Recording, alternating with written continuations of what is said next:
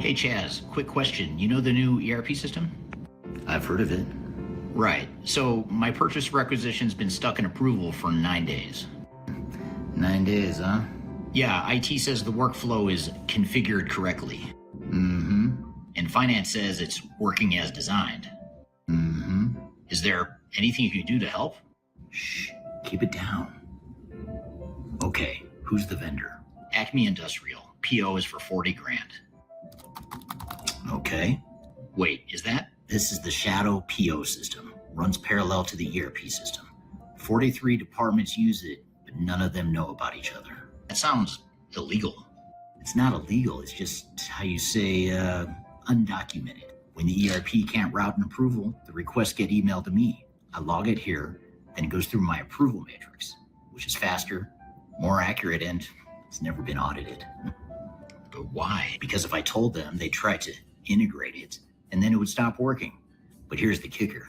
The ERP reports up to leadership that approvals are happening on time. You want to know why? And why is that? Because I close the loop manually. Every Friday, I go into the ERP and mark everything I already approved on the side. The system thinks I did the work, leadership thinks it's working, everyone's happy. Voila. That's incredible. Look, they paid $8 million for that system. Then they fired the people who knew how the business actually ran. Now they pay consultants 200 grand a month to fix what those people could have done for free. So what does that make you? That makes me the backup system, and the only one that works. What are you going to do? Same thing I always do. I'm just gonna keep on keeping on. I've said too much. Tell no one we talked. So that is Spreadsheet Guy. Sometimes when I'm making those videos, I make myself laugh more than I think the audience is laughing, but there's some truth to that character. And I created him as a way to show the end user employee perspective of what happens during change, and also to celebrate in some ways, but also call out the deficiencies of that person or that group of people within your organization that is really holding together the entire organization, despite the limited systems, the broken processes, the broken workflows. Those people in some ways are the heroes, but they're also the problems that you're trying to overcome. And that's really setting the stage for today's conversation and today's guest. We're going to have a guest later today where we talk about change management. And we talk a lot about change management in this podcast. In fact, last week, episode 277, we had a best of series where we took the top 10 interviews, in my opinion, over the last 12 months. And there were multiple change management discussions in that best of episode. So if you haven't seen that yet, check out episode 277. It's the best of the last 12 months, especially if you've missed a bunch of episodes. You can go back and watch that one episode to get all the highlights of what I think are the best conversations. But back to change management. Change management is the topic here today. We're going to talk about Spreadsheet Guy and how to overcome the spreadsheet guys or gals of your organization, and a lot more here in episode 278 of Transformation Ground Control. Welcome to Transformation Ground Control. Ground Control. The podcast that covers everything related to digital transformation. Whether you're embarking on an ERP implementation, supply chain transformation, or any other business or digital transformation, this podcast is for you. 3, 2, 1. Ground control to Major Tom. Hello, welcome to Transformation Ground Control. This is the tech agnostic podcast that covers everything related to digital transformation. We cover the good, the bad, the ugly. We cover digital strategy, people, process, technology, all the stuff you need to know to make your project successful. If you're looking for a flashy, gimmicky, marketing, message-friendly podcast, this is not the episode or the podcast you want to be listening to. But if you want to know the truth and the reality and the untethered, unbiased reality of what happens in digital transformations and what you can do to navigate the risks, then you absolutely want to listen to and watch this podcast. So thanks for being here today. My name is Eric Kimberling. I'm the CEO at Third Stage Consulting. We're an independent and tech agnostic consulting firm that helps clients throughout the world with their digital transformation journeys. You can learn more about us at thirdstage-consulting.com. And we opened the episode with a clip of Spreadsheet Guy, which is a fictitious character, although for some of you, he may not seem that fictitious. But he's a fictitious character named Chaz, a.k.a. the Spreadsheet Guy. And it was meant to be just one episode. I actually just created it just to illustrate or to try to highlight in a semi-humorous way that person or the people within your organization that have the spreadsheets, they've got the tribal knowledge, they've powered through with heroics and ingenuity, despite broken systems and broken processes, and they figured out a way to make your organization work. And in some ways, you want to celebrate the person, but in other ways, they drive you crazy because they have all this knowledge in their head and they have too much influence over the way the operations work. And in many cases, when you're going through a digital transformation, you're trying to move on from that spreadsheet guy or gal. You're trying to improve your operations. You're trying to lessen your dependency on that spreadsheet guy or gal. And so it's sort of a mixed blessing, I guess you would say. And that was quite frankly, when I created the character, I couldn't decide, like, do I want this person to be likable or someone you hate? And I think as I lean into it, the more I realize maybe it's a little bit of both. I think what's really interesting is when I look at the feedback on social media, especially on Instagram and TikTok, people really like the character. I thought I'd get more people saying, like, yeah, that guy's a pain in the ass. Now, a lot of people could commiserate. They talk about how there's someone just like him or her in their organization. And they express maybe a little bit of frustration, but I think deep down we can all relate to spreadsheet guy. And deep down, I think we all have a bit of that in us. You know, we all work in organizations, myself included, where even though we're a cutting edge technology consulting firm, we still have limitations to the technology we have. We're still trying to make things better. And I imagine that's true for a lot of you. So the question becomes, how do you harness the spreadsheet guy? How do you, instead of looking at spreadsheet guy as a problem that needs to be eliminated, how do we lean into that from a change management perspective? And that's really the premise of today's conversation and episode is going to focus heavily on change management. And we want to talk about spreadsheet guy more. We're going to come back to him later as we get into our other guest. So it's really like two guests today. You're going to have spreadsheet guy, but our real guest today is Afra Corona, or Afra Corona. I'm sorry if I mispronounced her name. But she is a senior consultant here at Third Stage Consulting, and she specializes in change management. And I really look forward to having her on the show to talk about how change management is not a fluffy thing, or it shouldn't be a fluffy thing. It should be something that's very tangible, measurable, with governance and measurable results. It shouldn't be something you do just because you feel like it's nice to have. It should be something that absolutely has critical material business value. And if it doesn't, that means you're doing it wrong. And the answer is not to ignore change management if it's too fluffy, but rather to pivot your change management strategy to be less fluffy. And that's what we'll talk about here today with Afra. So a couple of things I want to get into, though, before we bring Afra and spreadsheet guy Chaz onto the show, is I want to talk a bit about a couple interesting trends that have come up, or interesting things that have come up in social media over the last couple weeks in terms of just some of the thought leadership we've put out there and conversations we've had with social media or on social media. And one is cloud, clean core, and the human wrecking ball. And this is very much related to today's conversation. And that's because a lot of vendors, SAP, Oracle, even Microsoft, and some of the other big ERP software vendors out there, they're all pushing this fit to standard and clean core concept as the default.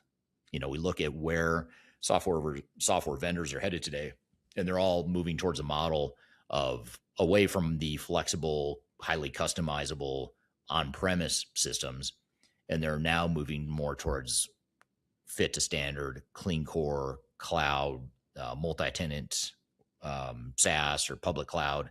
So in many ways, software systems are becoming less flexible, for better or for worse. Now, I'm not going to sit here and argue or talk about the technical aspect or the architectural merits of that. I understand why software vendors are moving to cloud, clean core, fit to standard. I understand the technical appeal of that. But what I want to talk about today in today's episode is the human impact that has. And this is something that vendors rarely, if ever, talk about. They tout the benefits and they celebrate the value of fit to standard and clean core. But if I look at it purely from a human perspective, I'm calling this out as a complete disaster. This is something that I've seen way too many times, just even in the last 2, 3, 4, 5 years, where companies or outside vendors come in and sell this vision of a clean core standard system. You get rid of all that technical debt, all the customization, all the the old manual processes. You just come in with a new answer, and that is the wrecking ball that impacts humans in a very negative way. And I'm not suggesting that it's a bad thing necessarily to go clean core or to use software off the shelf the way it was designed. I'm just saying it's not. First of all, it's not very realistic. It is in some areas, but it's not realistic to do that across the board. You're going to have parts of your business that can and should be somewhat unique to your operations, and you need to figure out how you're going to navigate that rather than just throwing it out and saying, well, too bad, we'll just deal with the limitations of the software. But that's a conversation for another time. But where I want to go with this is the human side of things, where humans are more disrupted because you're coming in with less flexibility or less willingness to change the software. You are absolutely impacting your people more than you ever have. So you think about your last ERP project 10, 20, 30 years ago, that was probably hard enough as it was when you could customize, when you could accommodate some of the, the human nuances. But here we're saying, well, actually the technology is going to be a little less flexible. We're going to use it off the shelf, fit to standard, clean core. And that is just going to be more disruptive to people. Now, even if it's the right answer for you long-term, it's still going to be disruptive in the short term. And you have to plan for that. You can't assume that you're just going to make things easier because now you've eliminated the technical risk, because now you've just shifted the technical risk over to people. So I'm calling BS on this whole concept that fit to standard and clean core saves time and money, because it doesn't. It saves time and money maybe on the technology side, although I question that and I rarely see that actually materialize. But it's absolutely not true on the people side, and the overall net impact to the organization is just as much cost, just as much time, and arguably more risk than we've ever seen in ERP projects. So I get that technical argument, but the vendors rarely want to talk about the reality. They rarely want to say it out loud. And that is when you take away configurability and especially customization, you turn the software into a wrecking ball for the organization. The change management's bigger than it's ever been, not smaller. And that's what we're going to dig into in today's interview. So love to hear from you. What has your experience been with clean core, fit to standard, cloud systems? What has your adoption and the human impact been so far? And I know the technologists here listening, or you might want to chime in too on the technical merits, but I'm really trying to hone in on the business and the human side of things more than anything. So that's one topic that sort of caught my attention here this week. Another one is how lean workforces are quietly killing projects. So with the economy the way it is, most clients that we talk to are running lean. They're laying people off. There's freezing hires. There was a refusal to backfill. And then they wonder why their transformations stall. And so you can't pull your best people onto a project and expect them to do their day job, especially if you're running hot, if you're redlining, you're out of capacity. You've got less capacity now than you did a year or two ago. And that's a big challenge, especially as we come back to this thread of change management. If we're going to manage change well, and if we're going to be successful in our implementations and our transformations, then we need to have the right resources in place to navigate that and to ensure that we accommodate that.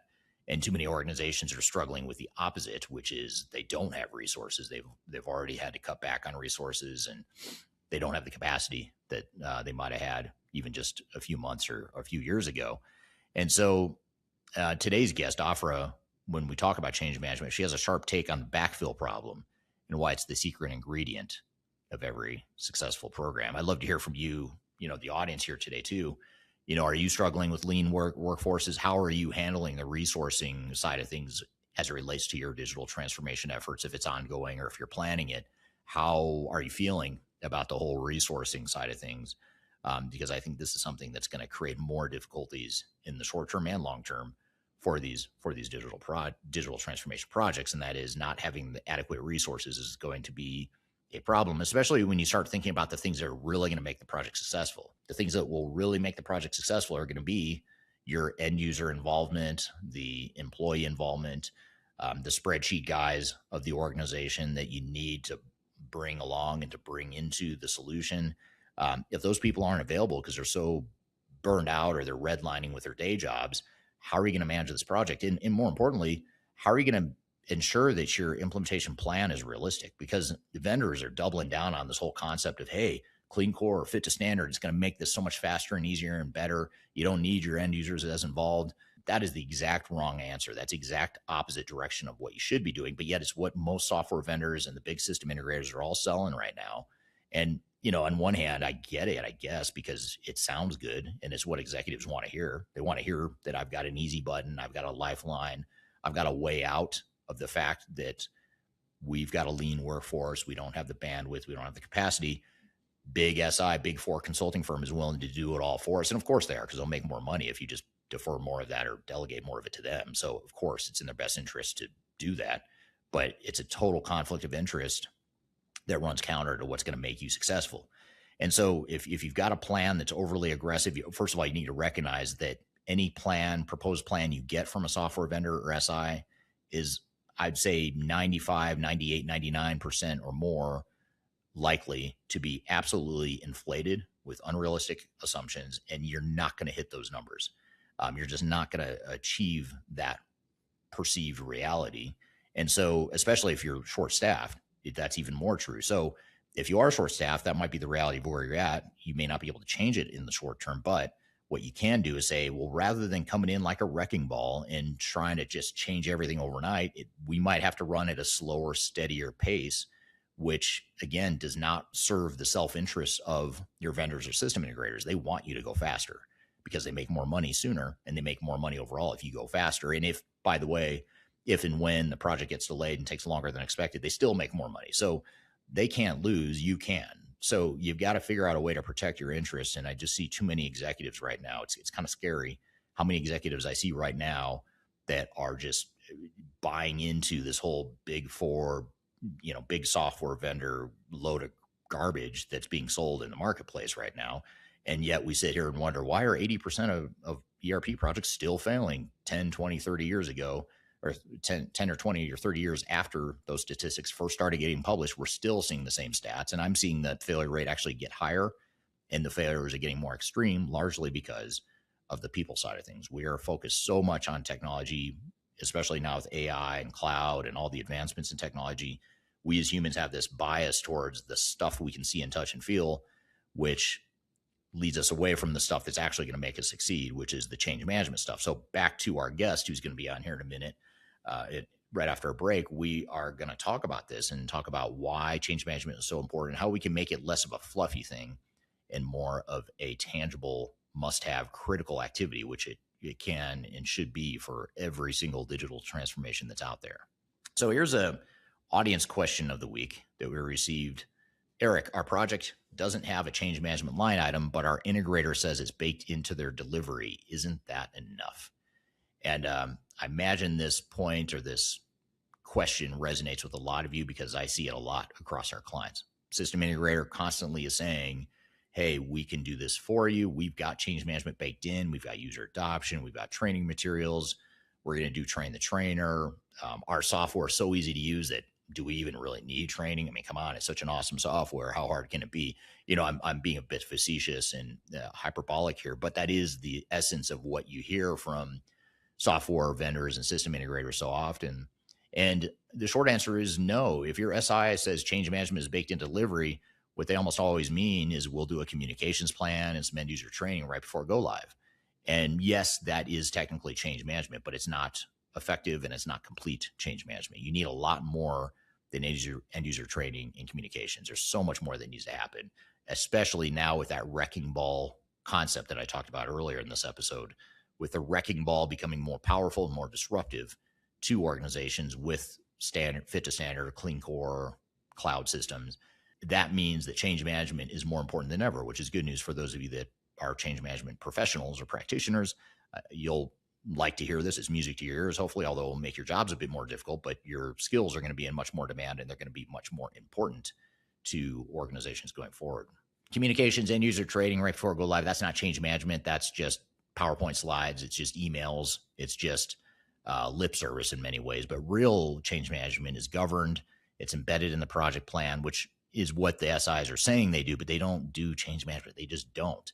What they do is they build software. You think about what big SIs, big four consulting firms are good at. They're good at building technology. Some of you may take issue with that and say they're not even good at that, but let's just assume they're good at building technology. They are not good at transforming businesses. They just aren't. The people you hire for your SAP project, your Oracle project, Microsoft Workday, Salesforce, whatever it is, they are good at building technology. That's their job. That's their area of expertise. Their area of expertise is typically not operational improvement. It's typically not organizational change, bringing humans along for the change, all that stuff. So real change management's governed. It's embedded in the project plan, has its own deliverables at every stage gate, and it's held accountable to operational adoption. not as just a task. So if you can't see it on the schedule, it's not happening. If you don't have people that are really good at change management and can demonstrate that knowledge beyond training, beyond communications, I'm talking more about organizational design. When's the last time you heard someone talk about organizational design? It's probably been a while for a lot of you because it just sounds fluffy. It sounds like something we don't need. But I'll tell you what, with cloud and especially with AI impacting people's jobs more disruptively than it ever has, organizational design is absolutely critical. You also have things like change impact assessment. That is so important. Change readiness. How ready is the organization? How is your culture affecting your ability to change?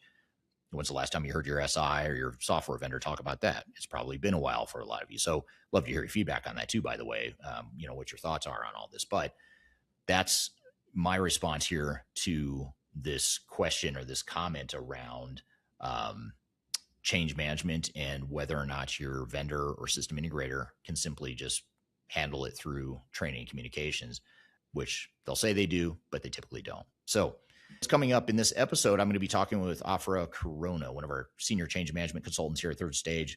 We'll get into why so much of the change management profession is fluffy, how to make it tangible, why a project management mindset changes everything. And we'll also talk about the spreadsheet guy problem. So Chaz, the spreadsheet guy, if you're a fan, if you watch him on Instagram or TikTok or YouTube Shorts, or even if you've seen clips in this podcast in the past, we'll talk about the spreadsheet guy problem, the Chaz problem, why the people you most want to dismiss are usually the ones holding the operation together. And they're the ones you most need and want to be on your side and as a supporter of your project going forward.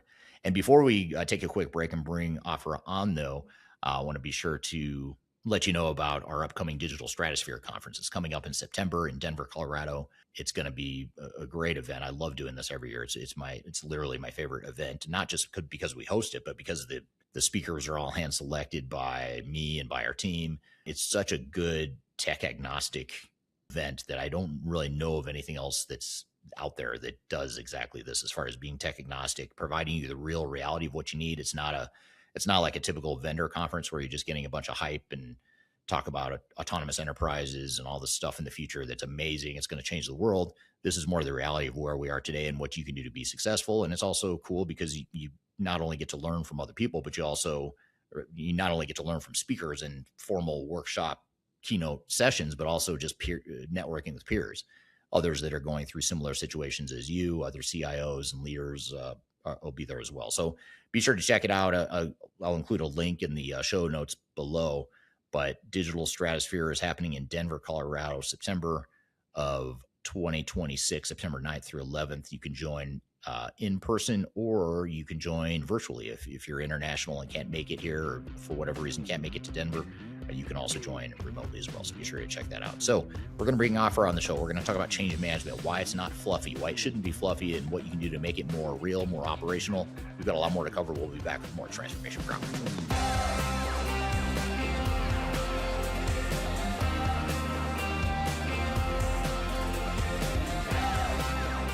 I'm Greg Benton. I'm the Chief Strategy Officer with Third Stage Consulting. And if you are embarking on your digital transformation journey or in the middle of that journey in 2026, you're going to want to see our digital transformation report. This latest edition really dives into a lot of the key trends that we're seeing in the marketplace and the ecosystem right now. It also highlights a number of the things that are happening with AI being an important component and integral part of the ERP systems that are leading the way right now. Also, the shift toward composable and best-of-breed cloud solutions is really accelerating the decline of monolithic ERP replacement. The opportunity to download the report is found at thirdstage-consulting.com. And you'll also find other tools that will help you in the initiatives and the business planning that you're doing for 2026. Don't leave phase zero without it. Reach out today. I want to encourage you to read our Guide to Organizational Change Management. It's a free report or free guide that we published. It's one that I actually wrote that talks about best practices and lessons learned as it relates to change management. So as you know, on this podcast, we cover a lot of stuff related to the human sides of change, organizational change management, including training, communications, org design, all kinds of stuff as it relates to change management. So if you're trying to learn more about change management, or you're looking for more direction and ideas on how to get started on your change management strategy and your overall journey, be sure to check out this guide. You can read it by scanning the QR code on the screen in front of you, or in the links below for this particular podcast episode. You can find a link to take you to the page that will allow you to register to go ahead and download that and read it for free. So be sure to check it out. It's the Guide to Organizational Change Management, written by yours truly. I hope you enjoy it. Let me know what you think, and hope you enjoy the rest of this episode.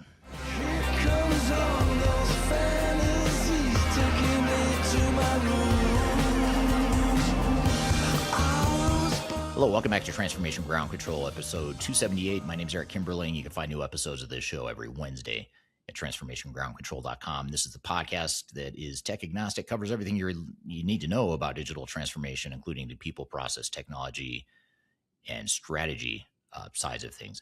Now, before we jump into our guest, I want to share this post from LinkedIn. This is a newsletter I published just a couple weeks ago.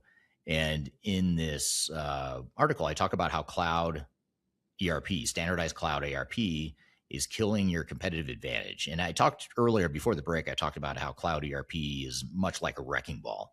It disrupts your business in a way that is just going to be more substantial. And again, it's not to say that those changes won't be good longer term, but in the short term, these changes, these impacts are a lot more disruptive than they've ever been. I've never seen organizations getting as disrupted and as rocked as they are right now. And when I say rocked, I don't mean in a good way, like a rock and roll is cool kind of way. I mean, like you're getting rocked off center. And so that's something that I talk about in this article. But what I also talk about in this article on LinkedIn is, first of all, the seductive promises of best practices. But this is the key thing right here that you see in the article. And that is that when standardization erodes what makes you different. I want to talk about this for a minute because it very much relates to our guest who's waiting to come on the show here. Afra is going to be on to talk about change management. And this is really important because, you know, when we look at where the ERP technology space is headed today, in a lot of ways, it's moving the opposite direction of the rest of the world. It's almost like its own little echo chamber, its own little bubble that's off on the side, just drifting in this direction that's totally counter and opposite from the rest of the world. If you look at the rest of the world, what's happening right now is it's hyper personalization. I mean, you look at social media, the algorithm is hyper personalizing every day you get on social media. You're getting content that is very fine-tuned and crafted and curated specifically for you. No one else's feed in social media looks just like yours. And so that's one example. You look at Netflix, you go to Netflix, you're not getting the generic same screen that I would see or that anyone else would see. You're getting stuff that's very highly curated for you and your interest. And technology allows us to become more hyper-personalized than ever, but yet the enterprise technology space is going the opposite direction. I feel like we're doubling down on the 1990s model of let's just use, off-the-shelf software. Let's try not to customize, even though at the end of the day, most organizations did customize and they're still trying to clean up that mess now today, 30 years later. But that's sort of where the mentality was back in the 90s. So in the meantime, the rest of the world is going in this hyper-personalized, very custom sort of direction, but yet enterprise technology is saying, no, let's standardize, let's use software best practices, basically trying to get everyone to operate in the same way, use the same software, the same platform, because here's why. It's because the organizations, the software vendor organizations can scale their products and their organizations faster if they can get you all into a homogeneous model. And not only that, but the cloud model, which is highly, highly, highly profitable for them, more profitable, like exponentially more profitable than the on-prem model ever was. The cloud recurring revenue, annual recurring revenue subscription model is so profitable, and investors are rewarding those vendors that can do it the best. They're rewarding them so handsomely that the money is pushing vendors into this hyper standardized model that can scale. So if I'm a leader of a software vendor, which I'm not, but if I were, I could understand why I would be pushing so hard. Because if I'm an executive at one of the software vendors, I get paid very well, by the way. I've got stock in the company. the investors, the PE firm, whoever is literally giving me large bonuses. The more numbers I can hit, the more metrics I can hit to get more people, more organizations onto this standardized cloud annual recurring revenue model. So having said all that, that's the backdrop. That's the undercurrent that's affecting the industry. But meanwhile, customers are in a totally different world. And this is the disconnect that's growing between vendors and customers. And that is, customers are operating in a world that is used to hyper personalization. They're operating in a global competitive environment where they need to differentiate themselves. They can't be acting like everyone else and expect to succeed. It's just not sustainable. It might work for a year or two or three, but at some point you're going to end up breaking that standard model because you have to be different. And you can't just use the software the way it was built the same way that it's always been. So when standardization erodes what makes you different, that is a real problem. Also, we talk about spreadsheets. A lot of times people just, feel nauseous or puke in the back of their mouths at the thought of spreadsheets, but it's the reality of what's held together a lot of these organizations. And we'll come back to Spreadsheet Guy because we're going to talk about him here in a bit. Reframing technical debt for the cloud era. We just really have to think about, this whole concept of technical debt, I think is a brilliant marketing label from the tech industry, but some of that technical debt in the form of customization is your secret sauce. It's your intellectual property. And if you're a executive who is falling for this message around standardization, just standardize everything, throw out all that technical debt, all that customization, I hate to call a spade, but you're being borderline reckless with the way you're leading the organization, because you need to be thinking about, how do I protect my intellectual property? How do I protect my competitive advantage? Now, of course, you probably have some customization in there that's messy, that's not necessary. Maybe it was necessary 20 or 30 years ago, but you don't need it today. There's better ways to do things, in a standard off-the-shelf model. But I can guarantee you that you have some customization in your legacy tech stack that is making you good at what you do. And if you throw that out in the name of standardization and just getting rid of technical debt, you are throwing out your intellectual property. You're throwing out your advantage. You're throwing out your strategic benefits. So if you're a leader, think long and hard before you just chalk it up as technical debt that needs to go away. So defining a digital strategy that protects your edge, that's something else that needs to happen. That's really the bottom line, is how do we find a model that works for us? Even though the vendors have their agenda, their economic incentive, that's great.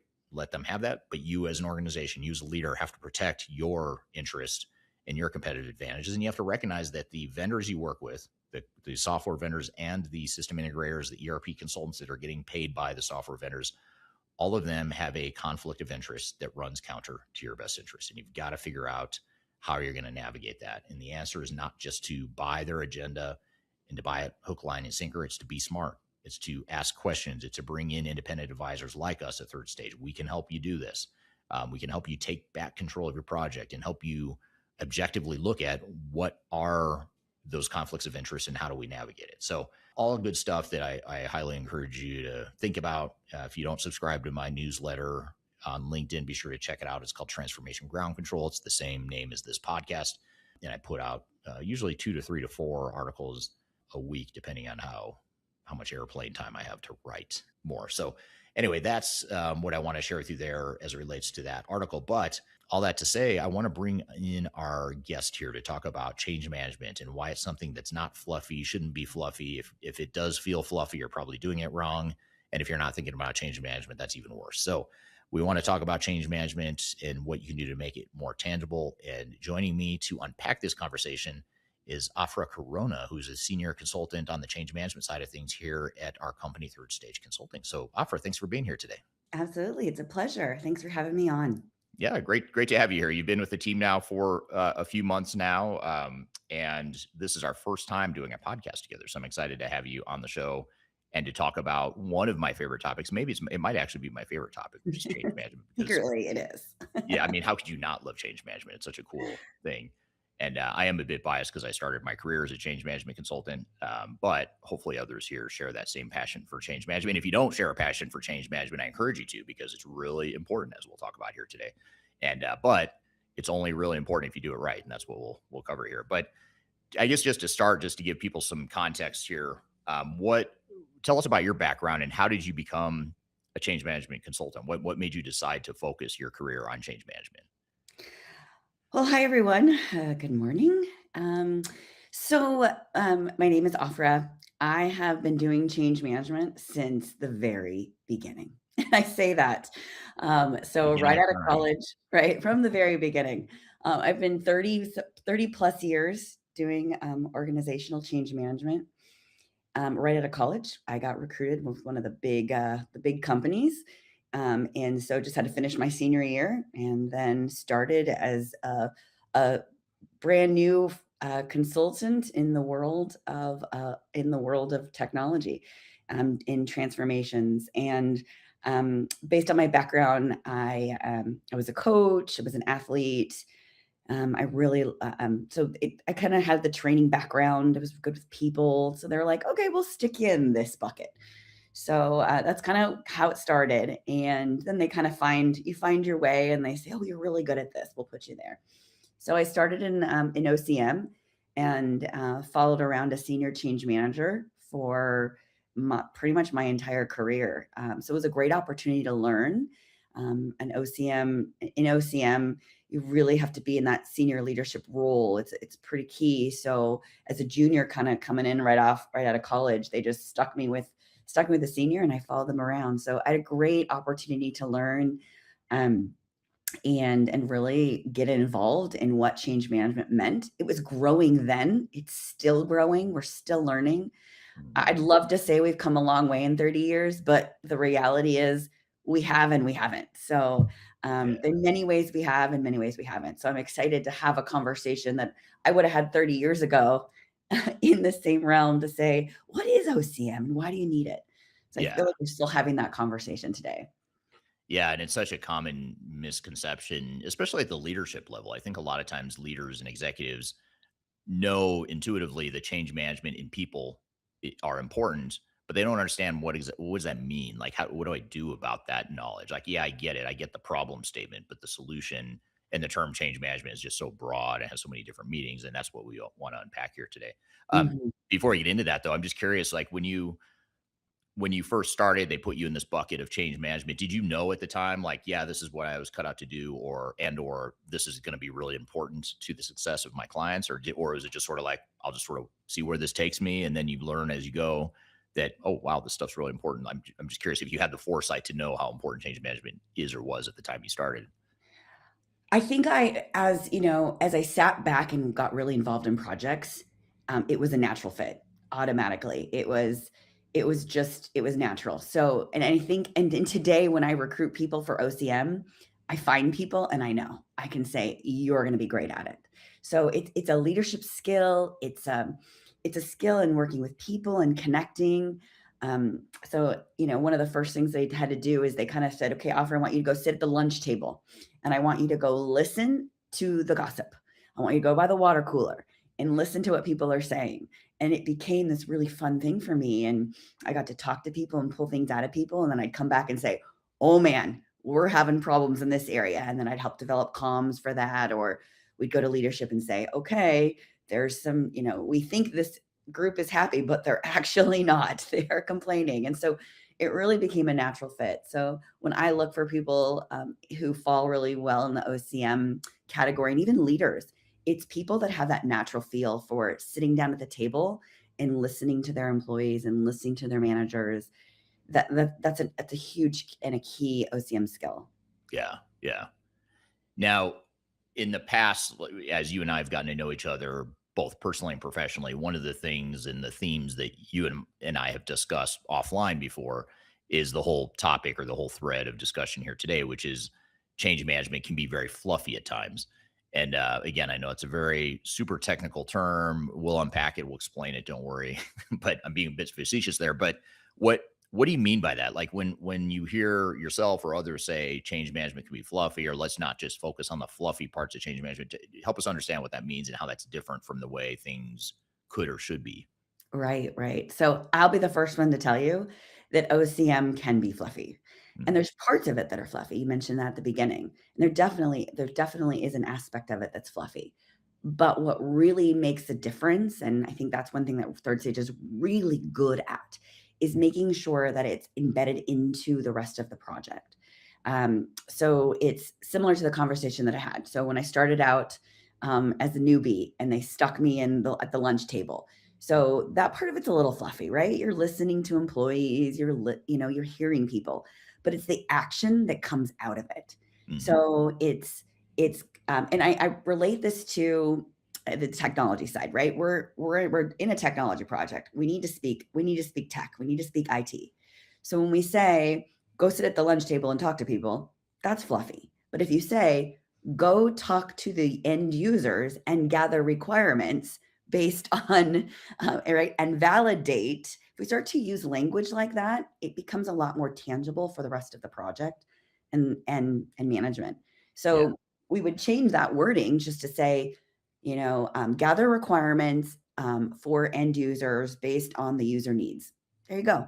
That is the same thing as sit at the lunch table and talk to people and find out where they're hurting. Right. But we took it from fluffy to tangible. So that's a really good point. Afra just dropped the cleanest possible reframe of the entire episode so far. And that is sit at the lunch table, gather end user requirements based on user needs. Most leaders or most listeners are going to hear tangible is a pretty vague word, but I want to make sure that I really slow down and operationalize it for you. So she said something that sounds small, and it's the entire thesis of the episode so far, is we took it from fluffy to tangible. That's really the whole premise of what we're trying to get to. And so I want to unpack that a bit because most change management programs die in the gap between those two words. So here's what fluffy change management looks like. And you've probably heard these terms. I wish we were playing bingo or had a little buzzer you could hit to see, hit the buzzer if you've heard these words before on your project. But if you hear these words, this is what fluffy change management looks like. It's things like engage stakeholders. We need to build awareness. We need to drive a culture of change. We need to foster adoption, all important stuff, but they're not deliverables. Those are wishes that we want from the project, but they're not actual tangible results. Like we need something more measurable than that. I'm not saying we shouldn't aspire to accomplish these things, or these shouldn't be the themes or the sort of the underlying things that we get to, but that doesn't help us. It's not tangible. And so the rest of the team, the project managers, the integrators, the technical leads, they can't make sense of it. And your end users certainly can't either. Your executives can't either. So that's why change management so often gets sidelined, is because it oftentimes gets buried or it gets lost in this corporate jargon, change management jargon type stuff that if you're a change management professional, it makes sense, right? Building awareness. I know what that means. I know what engaging stakeholders means. It means a lot to me, but that's because I grew up in a change management world. I grew up as a change management consultant.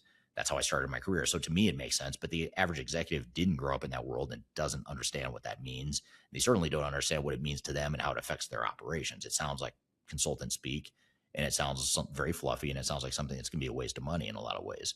So instead, what you need to think about to make this more tangible, and here are just some thoughts that come to mind, is that you would do something like conduct 12 end user requirements interviews in AP and AR by July 15th. And I would take that one step further and say, not only conduct the end user requirements interview, but develop the requirements documentation that's prioritized and validated by the end users. That would be an even more complete version of that. Another example might be deliver baseline change readiness survey scored against 5 dimensions by stage gate number 2.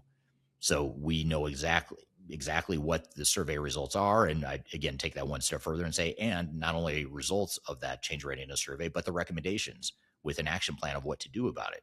That becomes very tangible. Now, all of a sudden, we're talking about not just change readiness, but we're talking about how we're going to survey or evaluate change readiness. And we're talking, more importantly, about how we're going to do something about it and have a tangible result as a result, or as an outcome from that. Another example, identify and train 18 super users across 6 work streams with backfill secured by 90 days prior to go live. Very tangible, very measurable. And those are the kind of things that will get the attention of your executive team. That will make sense to them. And by the way, you can bake this stuff into the project plan so your project manager understands it as well. Now, keep in mind, when I say project manager, I'm not talking about your software vendor or your system integrator project manager. I'm talking about the overall program manager, which should, by the way, be someone from your internal team, not the software vendor, not the SI. Those are the absolute worst PMOs you could possibly hire, because they manage one work stream and their only job is to manage the technical work stream. They should not be managing the work streams outside of the software. They should not be managing the change management, the process improvement, the architecture, the integration, all that stuff. They say they can, they will, they don't, and they're not good at it, and they shouldn't be doing it. That should be something that's done at a higher level, at a more authoritative level internally within your organization. And that's a whole nother discussion that we've covered on this podcast before, so I won't dive into that in too much detail. But again, you want the project management team to understand what that all means. And so those are a few examples. So if you make it more tangible, you have the same intent, but you have a completely different credibility. And every action item starts with a verb, has a number attached, and lands on the project plan with an owner. It's a task, it's measurable. It's identified as a potential critical path item. So if it gets delayed, you also have to look at how does that affect the rest of the project. That's the other thing about change management. It's not a nice to have. If we get it done, that's great, but it's okay if we don't. It should be on the critical path. If you don't get this stuff done on time, it's very likely that it should be pushing the entire timeline out, which is good news, bad news. The good news, or the bad news, is it means change management is another factor that could delay your project. The good news is if you do it right, it will speed things up. So that's a way to look at it too. And so if your change management plan is reading like a brochure, you're not doing change management. You're just doing PR and stuff that makes you feel better than the end user. So the biggest and best thing you can do this week is take your current change management plan and rewrite every line item. It starts with a verb, ends with an end date, and becomes part of your project plan. So take that away as some homework if you don't mind. And let's get back to what we're talking about here with Afra. How much of that do you think is, and I've actually always wondered this, and I've struggled with this, being someone who started as a change management consultant and then through my career started to do other stuff as well. But one thing I've always struggled with is I do think that the change management profession seems to attract a certain type of personality that maybe doesn't want to do or isn't as comfortable going deep into what you just said. I mean, what you just said, it makes total sense. But if I think about it practically and pragmatically, that means I have to understand the operations. I've got to get into supply chain management and financial close processes and, all this semi-technical stuff. Whereas, if I'm a change manager or a change management professional or practitioner, I might want to be more focused on the fluffy stuff, right? The people side, the human side. I don't want to get too deep in the operational messiness. Do you see that too? Or because I feel like it's, yeah. Yeah, for sure. And there's, as I mentioned, I think the skill set of a change management person is, there's a huge range of it. So there's somebody that can be more on the, definitely somebody who's more really good at comms, somebody who likes to write communication, who likes to be really involved in like leadership meetings, and that type of high level leadership skill. And then there is the more technical. I say a great change manager is somebody who becomes that translator. It's somebody in the middle. So somebody that can speak IT enough. And you don't have to know it deep. Right. You just have to have an understanding. You have to be able to speak the speak, talk the talk. But you also need to also have an understanding of the high level, on that leadership level. So it's somebody kind of in that middle. And an OCM person is kind of that translator between the tech side and then the people who have no idea what you're even talking about. Because if you look at our end users, the majority of the time our companies, we're implementing a new software. They're like, SAP, what's that stand for? What's that? ERP, what's that? So we really become that translator of somebody that says, okay, SAP, just to know what SAP is, you're not that technical. So there are some things that you can learn that you're not getting down into the dirty, but you also are understanding that high level and you're able to translate to the rest of the end users that don't know what you're talking about. Yeah. Well, and even beyond that, like if you truly want to be effective at helping an organization change their people, their culture, their operations, you have to be able to empathize and understand where people are starting. So I would argue or submit to you that even if you are a fluffy type of person and you're not technical or you don't feel comfortable going too far into operations or IT or whatever, you kind of have to. I think you have to. It's incumbent on you as an effective change manager to understand the mindset and the operational realities of what the people are going through that you actually are helping change. Because otherwise, it's just a purely academic exercise, and no one's going to really connect. It's not going to land because you don't really understand where the person is starting from. And Absolutely. I think, and I've seen so many change management type people, and I don't mean to blame change management people here, the profession, but I think the profession is just as much of a problem as leadership that doesn't understand it. But I've seen a lot of change management consultants that just sort of, it's like, yeah, that's the technical stuff. We're going to leave that to the other consultants because I'm just focused on the change management. But you can't do that. I think you have to get deeper than you might be comfortable. And quite frankly, that's how I got to know a lot about manufacturing and supply chain management, was by being a change management person who was expected to go in and understand the operations, understand how people do that. Is that, when you think about the way change management professionals are brought up in this world or in this field, what do you think the problem there? I know you and I haven't really talked about this before, and I don't have a good answer for it. So I'm curious, do you think there's an answer to why that is? Like, is it the way we're trained as change management professionals, or is it just the type of personality that the field draws, or what do you think it is? I think it's a lot of the training, to be completely honest with you. So I've been, I've got a million certificates. I've taken all the trainings, right? Like pro I've sci and turned all that? around, right? I've been on all of them, and they're all great, but they're all tools. So I've been with I love ProSci. I'm a huge fan of ProSci. I was with ProSci from the very beginning. So 30 years ago, when my first books, right, starting in the industry, when I started Googling change management training for myself, that was the first in the industry, and it was great stuff. But it's also a lot. It's very theoretical. Mhm. I'd say it tends to go on the more like on the more therapist side, on the listening and the feeling. It's a lot of emotional intelligence side. But I say that in the greatest way, because what I mean is it's just a tool. So just like we have a toolbox and there's a hammer.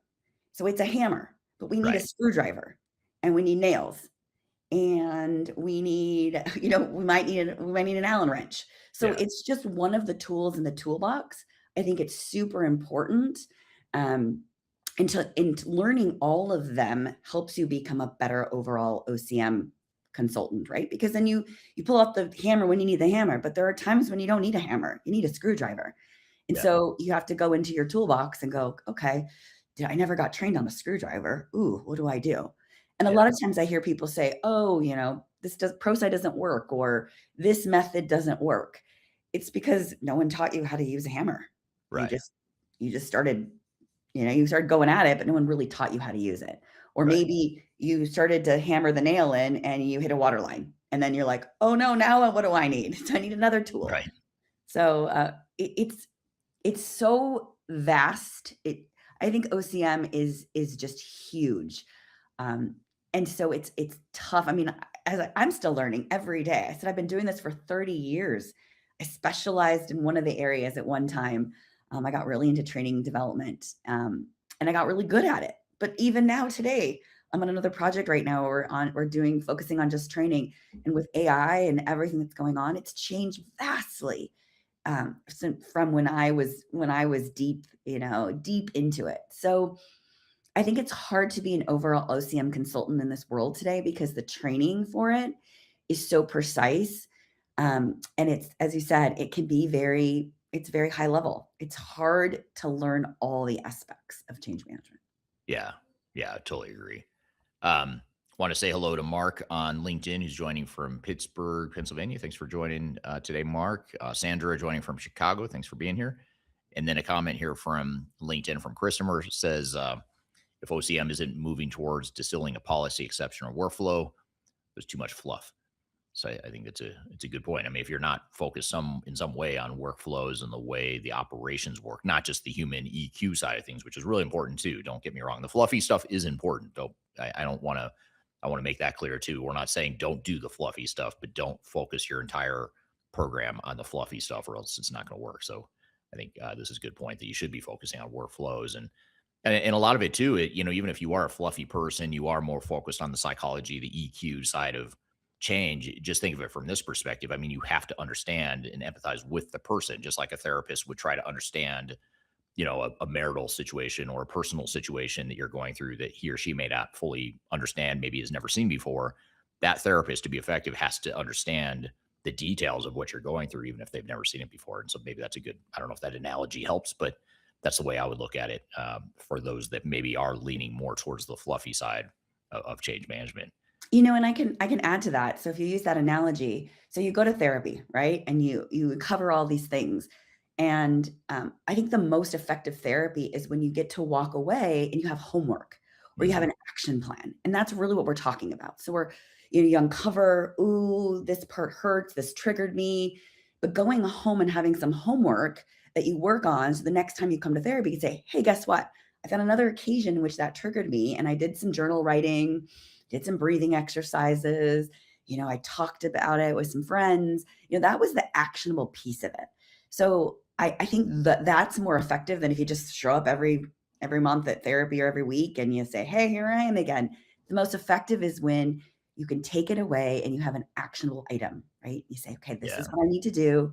It starts with a verb, right? That's what I try really hard to do, is say, get the fluffy stuff just into actionable items so that we can, be accounted for and also get credit. A lot of times OCM works on the sideline and then they don't get credit for anything because it's untangible and nobody knows what we did when we're doing a lot of stuff.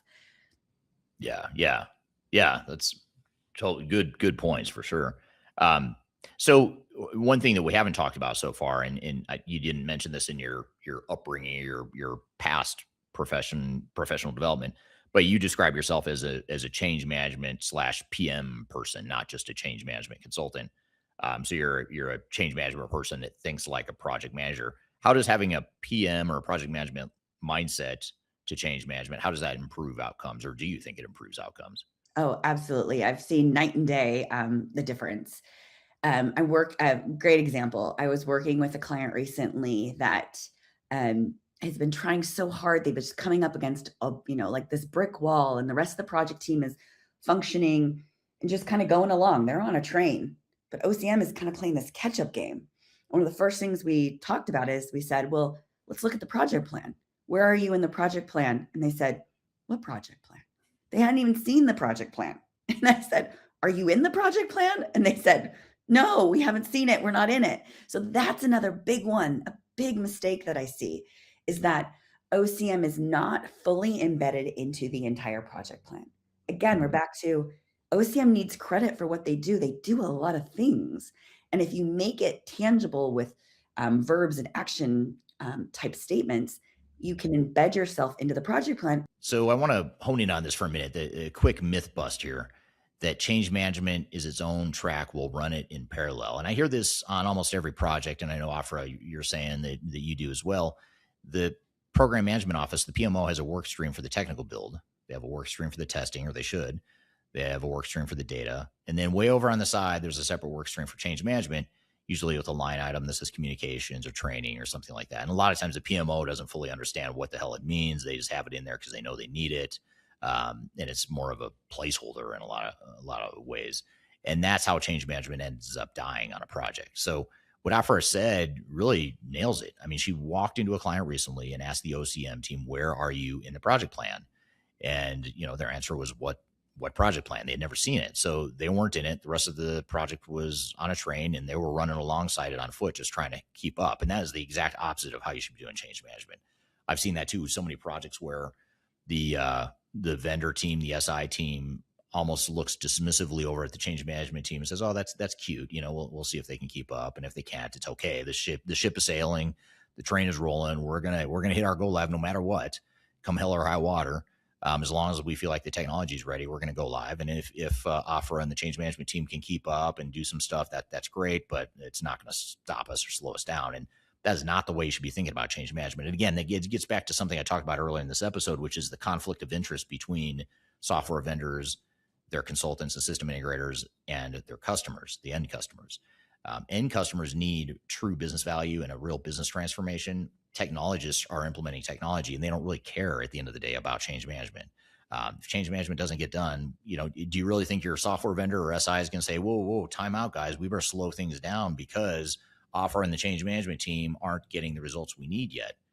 I can't imagine a scenario where a vendor or system integrator would do that unless they're really good and really objective and are totally ignoring their leadership, the leadership's advice or mantra of maximizing their own profit, because that runs counter to their best interest to slow things down and make sure change management catches up or is going at the right pace. So here's a rule I'd share with you is if it's not in the project plan with deliverables at every stage gate, then it isn't happening. Not because the change management team isn't working or because, they don't care. They're working their tails off. It's not happening because no one on the steering committee can see it. No one can hold it accountable or give it credit. And if it's not in the project plan, it's not going to get elevated to the level of risk mitigation that it needs to. So if you're an executive sponsor, you want to open your current project plan right now, search for change, search for adoption, search for readiness. And if you just find a couple line items at the bottom of the schedule, your change management, it's not a work stream. It's a footnote. It's a nice to have. It's a CYA. Let's check the box. It says we did change management, but really you're not doing it. So I would fix that right away if I were you. If I'm a leader and you can't find some meaty, substantial change management activities in your project plan, and it's all just a bunch of technical stuff that doesn't translate into operational or organizational reality, that means your project plan is not a real effective program plan. It's just a technical plan that is totally incomplete, and you're missing a lot of stuff, not just change management, by the way. Okay. So all that being said, we're going to come back to our conversation here with Afra. We've got a lot more to cover. We're going to take a quick break. We'll be right back with more Transformation Ground Control. When the soul of the city was laid to rest, and the night's forgotten. If you're about to embark on the jungle of digital transformation, check out my new book, Welcome to the Jungle. It's a book that just came out in late 2025. It's my second book, and it's a book that focuses on digital transformation failure case studies and talks about the lessons and takeaways from that. It's 300 pages packed of all the lessons and things that I've learned from having been an expert witness in lawsuits related to digital transformations, and also with our team helping clients recover some of their failed projects.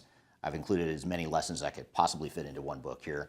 You can read this book. You can order it anywhere in the world in hard copy format, which is this format here. You can get it in paperback. You can also get it electronically as well. Scan the QR code right here or go to the links below for your copy. Hope you enjoy it. Let me know what you think.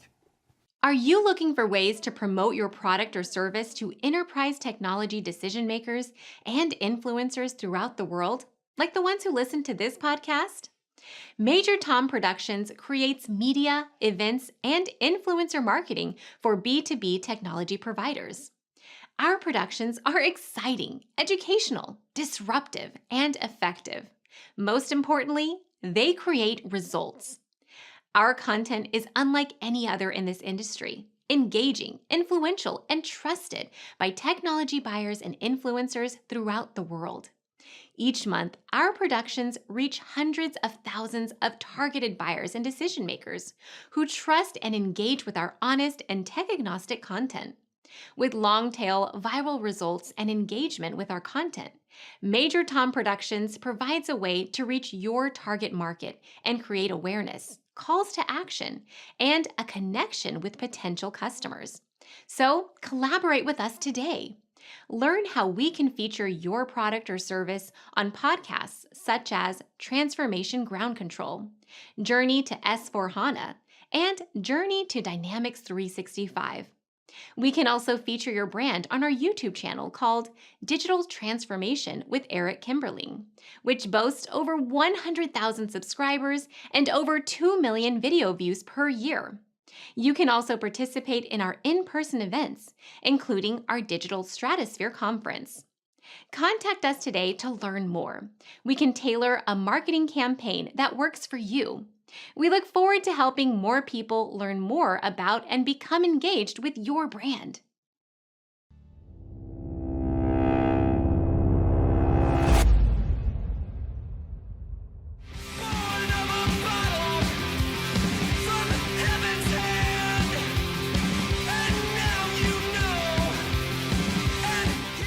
Hello, welcome back to Transformation Ground Control, episode 278. My name is Eric Kimberling. You can find new episodes of this show every Wednesday at transformationgroundcontrol.com. And having a great conversation here talking about change management and why it's not fluffy, why it shouldn't be fluffy, and how you can actually operationalize it and make it a part of not only your reality, but also something that is going to be a critical success factor to being successful. And by the way, let's forget success for a minute. If you don't want to fail, let's just make it even more simpler and more blunt. If you don't want to fail, do better change management, because that is the one thing that you should probably be doing more of, and maybe spend a little bit less time and money on your technology. I wish I had a number for this. Maybe someday I'll aspire to get a research of some sort in place that could get this number. Or if any of you know of any research that quantifies this, I would love to hear it. But I've always wondered, like, what percentage of time, resources, effort, focus, and money goes into the technology of a project like this, and what should the number be in a more successful project? And I'm going to ballpark it here just because I don't have an exact number, but I'd say it's probably 80 to 90, I'd say 90% or more of a digital transformation project budget, time, focus, resource, attention, distraction, everything in a project, it's like 90% or more is focused on the technology, which is the exact opposite of what it should be. I'd say it should be less than 50%.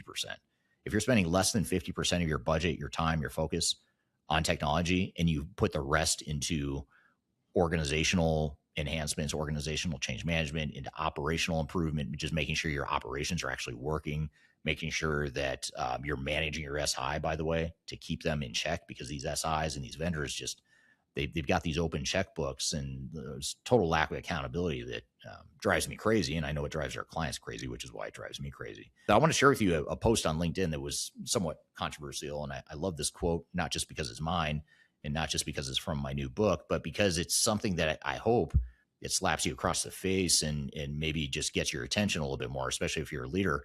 And that is that failure is profitable for everyone except the client.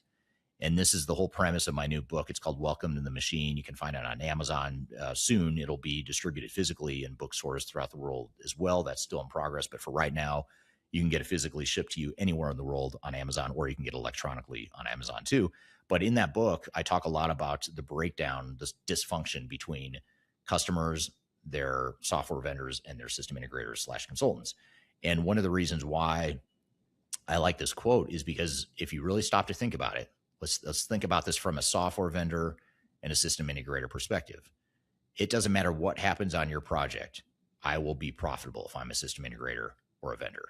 I'm going to make money. I'm guaranteed to make money, and I'm guaranteed to profit. So that's a problem. That's problem number one.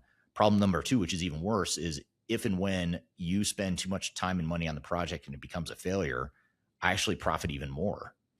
So I don't know. I can't think of scenarios or rational scenarios in the world where that is just the way it is. And it's okay. That's just the way this industry was built, right? So why are we complaining about it, I suppose? But I'm going to keep complaining about it. Don't worry. I don't know if I should apologize or say you're welcome. But either way, I mean, I think we should really stop to think your software vendor, your system integrator, they absolutely have an inherent conflict of interest in your project. And that's okay. I'm not saying don't hire a software vendor, don't do a digital transformation, don't hire a system integrator, but you absolutely better hold them accountable, and you better add some, be smarter about how you manage these guys and gals, because there's so many open checkbooks and just lack of accountability type projects out there that it baffles me, especially when you think about companies that, or leadership teams that are about to go acquire another company or do a merger, or they're about to open a new factory, they're about to enter a new market. Those executives and leaders, those same executives and leaders that are relegating responsibility of their digital transformation, they're being very hands-on with their capital investments in other areas. But when it comes to the digital transformation, it's sort of like they get deer in the headlight and they just hand it off to the big four consultant and hire a vendor, a software vendor to provide the software. And I don't fully understand why that is, but I'll tell you this: the best executive sponsors, the best leaders I've worked with internally at clients were people that were not IT technologists. There are people that are just really good leaders. They're really good at business. And the reason they're so good is not only because they understand the business, but because they can call BS on what the technologists are doing on the project, the software vendors, the system integrators, especially if you're working with one of the big SIs like the Big Four or one of the other big SIs. Those are the ones that are most guilty, generally speaking, of just ratcheting up the cost and the risk profiles of these projects. But it's up to you, the leader, to make sure you avoid that. So that's brings us back full circle, or brings us back to the conversation with Afra around change management and whether or not it's fluffy, because that's something that we need to keep in mind, is that conflict of interest is part of what's preventing change management from being more recognized as such a critical success factor, and something that's keeping executive attention away from the importance of change management. And then you're also getting credit, and you're held accountable. So one of the neat things that I was part of a huge manufacturing company. I did this for about 5 years, the huge OCM team, and it was one of the most effective OCM programs I've ever been on. It was fully embedded into the project plan. Each toll gate, at the toll gate, OCM had deliverables, and we also were held accountable for them. And they were also tangible enough that we could achieve them. So that's also hard sometimes, right? If you say, it could be a really high level. For example, let me give you an example. Communications. Communications is an easy OCM one. Communications happens from the very start of the project all the way through to the end. Most of the time, it's usually a one-line item. Communications for the project, right? And that's it. Right. How is anybody have visibility or being held accountable for those communications? But if you break it out by toll gates, just like you would any other item on a project, it becomes more tangible. So you're able to take that one item, break it out, and say, okay, what are we going to do here? What types of comms are we going to do here? A big one is we do a lot of supplier and vendor communications. Well, that happens toward the middle end. So let's put that in that later toll gate. But a lot of if you can start to do that and really create some tangible line items in the project plan, then everybody sees what you're doing. You become more a part of the project rather than this lone group over here on the right doing your own thing. So that is my number one recommendation for any project, is make sure as an OCM team that you are embedded into that project plan. Yeah, that's a great point. And I have a similar client that I've worked with, that we as a company have worked with over the last few years. It's a repeat client. They're part of they're a huge steel company, and they're going through a big, massive digital transformation that's pretty much ongoing. But one of the things that one of the interesting cultural nuances that they have is that they hate the term change management, but they're actually really good at it. It's really weird. It's the weirdest dichotomy I've ever seen, because they are awesome at change management, but they hate the term. Like, do not call it change management. Do not call it that. It's just part of our DNA. It's part of our leadership. It's how we operate. And so what I coined, or, this isn't my idea, but I sort of translated what they were saying. I called it like the Trojan horse style of change management. Yeah, you're doing change management, but it's just baked into everything you do. You're not calling it out as a separate team necessarily. Even though, most cases there is a change person, that has to be really good at it, but you could still just make that person part of the broader PMO team. But I'm with you on that. I've seen that work really well, where it's almost like you don't even notice that it's a separate effort, and it should just be baked into everything you do. Yeah. And you know what? That's one of the great things about Third Stage, is that it's baked into the way that we do consulting. That's one of the greatest things that I've seen. That's why I wanted to be part of this team. Same thing. None of you are, not none of you, but many of you are not actually OCM only people, but you do OCM. It's part of what you do every day. And that's one of the neatest things that I've seen when you have Third Stage on your team. Yeah, exactly. Want to say hello to Aisha, joining from Curacao, which beautiful island if you've never been there. We actually have a client there named Koyman Industries. It's a home improvement chain of stores in the Caribbean, and they're based in Curacao. So thanks for joining today, Aisha. And then a comment here from Chris on LinkedIn.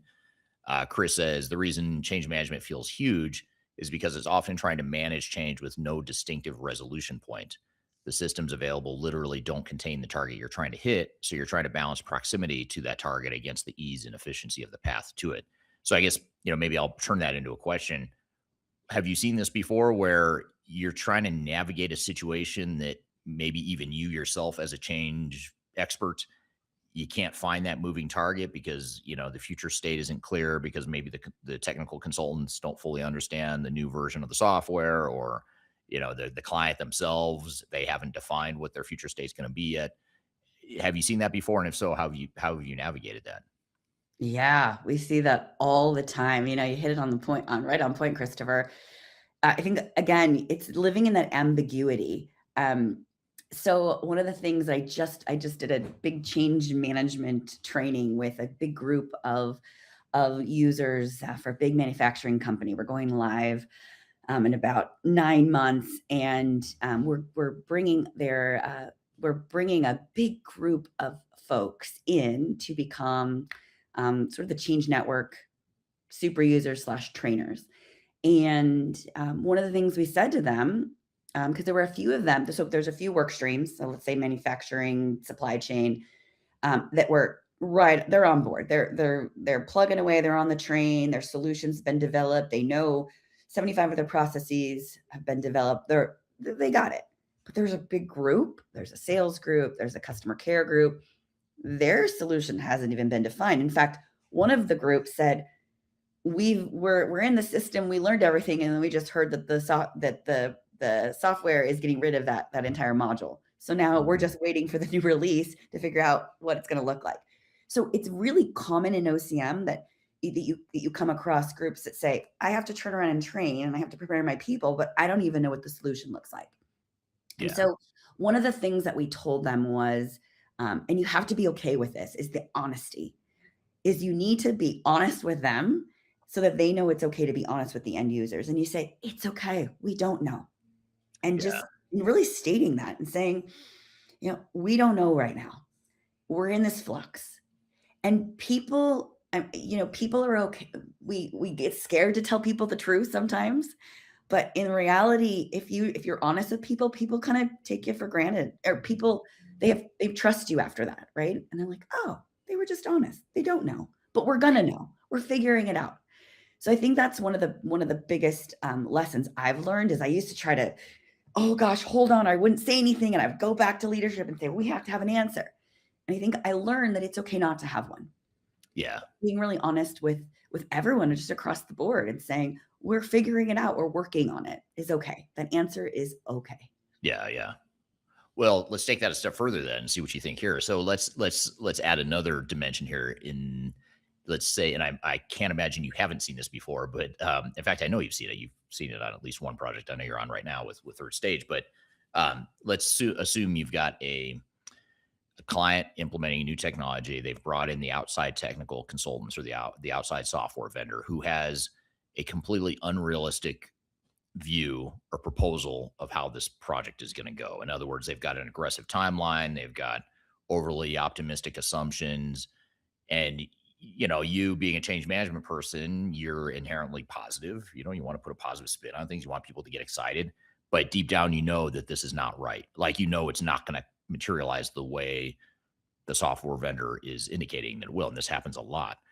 So have you seen that before? And part B is how do you navigate that? How do you find that right balance? Right. So again, I think it's just being really honest about what's been achieved and what hasn't. So as you said, many times we get ahead of ourselves. Sometimes we think, oh, we can do this, and we forget all of the pieces. I have a project right now that's starting where they're just starting security, and the security new guy came in. He said, I need, a percentage allocation from each person. Everybody's allocated 120%. So there's no room, but we need security roles to be able to go live. So that's one of those things, a great example of that you have to sit back and say, okay, how are we going to get this done? And it's just being really honest and saying, okay, do the best you can. Work, with our users, we have to say, do the best you can, get what you can done, and we'll take it day by day.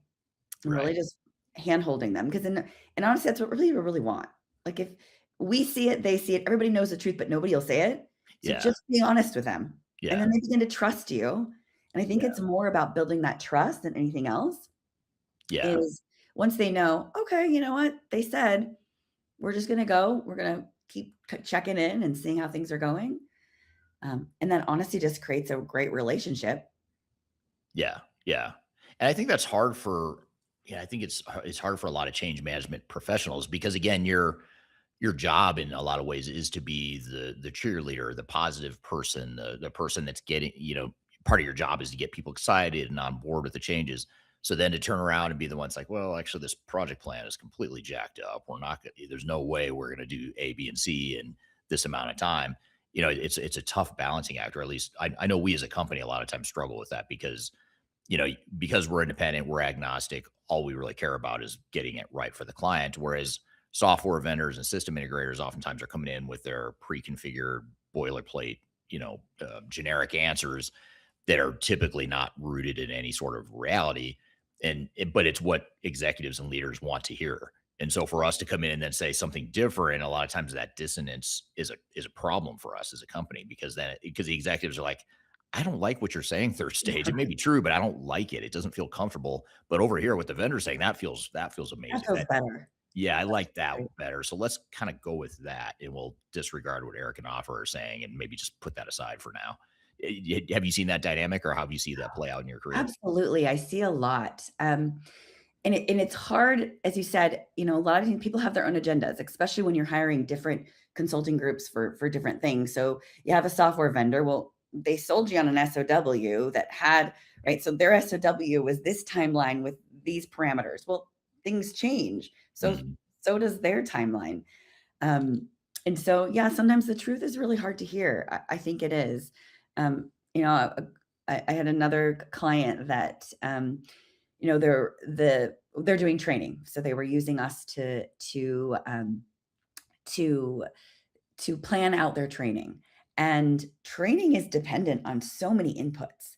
So if the design is not complete, you can't start building training. Right. And I think that reality was really hard to hear, because all of a sudden you say, well, we're ready to go. I've got my team together. I'm ready. But what do you build if the solution is not complete? And so I think that's another hard one, is really understanding. And again, why being embedded in the project management, the overall, project plan is so important, because then you can see all those dependencies and all those inputs. And then everybody else is aware. You could say, I'd love to start training, but guess what? We're dependent on these areas. So we'd love to get started, and we're just sitting here and we'll just wait. Yeah. But if we're not embedded into the overall project plan, nobody sees that. There isn't visibility to that. And they think, well, why isn't the training team started? Right. So I think, so I digress on that one, but I think, on that, it's hard to hear the reality sometimes, for sure. I'm here with Afra Corona talking about why change management isn't and shouldn't be fluffy. We've got a lot more to cover. We'll be right back with more Transformation Ground Control. I met her in a club down in Old Soho, where you drink champagne and it tastes like Coca-Cola. C-O-L-A. If you only attend one event this year, make it Digital Stratosphere 2026. It's our annual flagship conference. It's going to be September 9th through 11th in Denver, Colorado, the same location as we held it last year. It's 3 days where digital leaders, ERP practitioners, and transformation experts come together for no-spin, vendor-neutral conversations on ERP, AI, and digital transformation. There's no marketing fluff. There's no pay-to-play sponsorships, just real practitioners sharing real lessons. Go to thirdstage-consulting.com/stratosphere to learn more and register. Tickets are limited, and these always sell out, and I'd love to see you there.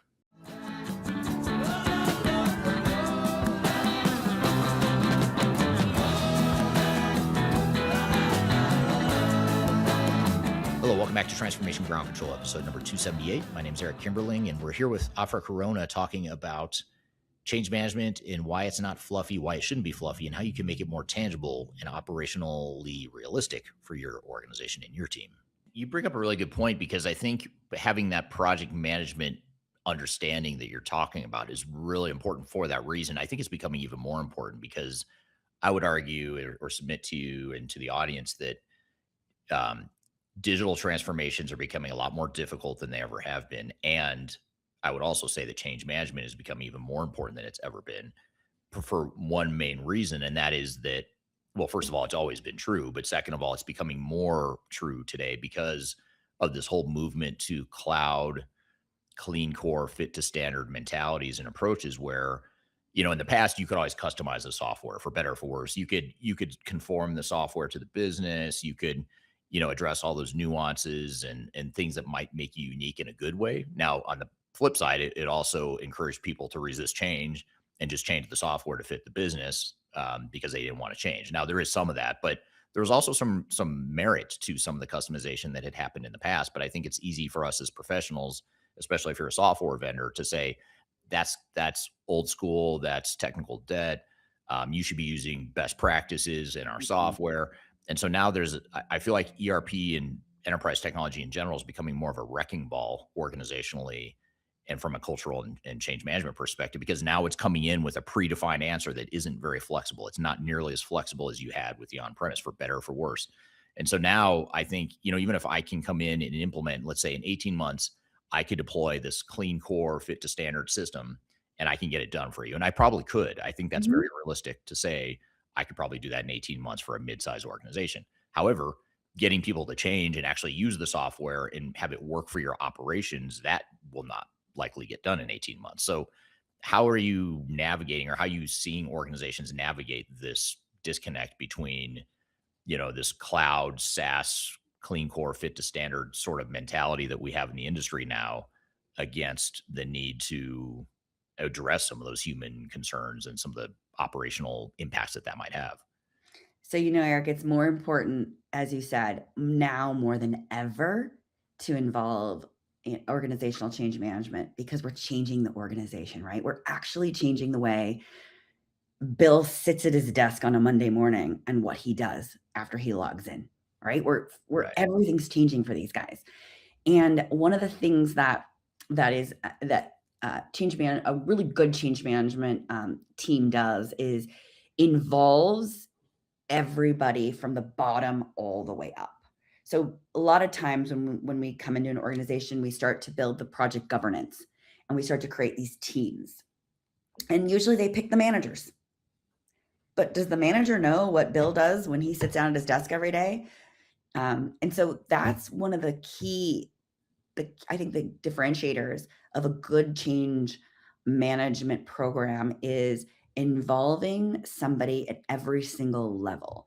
So it's getting the guy that actually is entering POs every day. It's getting the person that used to create requisitions in an Excel spreadsheet and then hands them to Sally, and then Sally would hand it to Joe, et cetera. But it's really understanding how each of those people do their day job, their day-to-day life, their button pushing. And it's, I think in the past, what they've tended to do is just grab a manager or supervisor, say, oh yeah, let's put them on the project team. They never go any deeper. And so it's so important today to involve people at every level into the project team, and at least have them hearing about what's changing and starting to understand. Maybe they might not understand it completely until end user training, when they actually have to sit down, but it's starting to get them to understand maybe big picture. Okay, what's changing? What am I going to have to do tomorrow?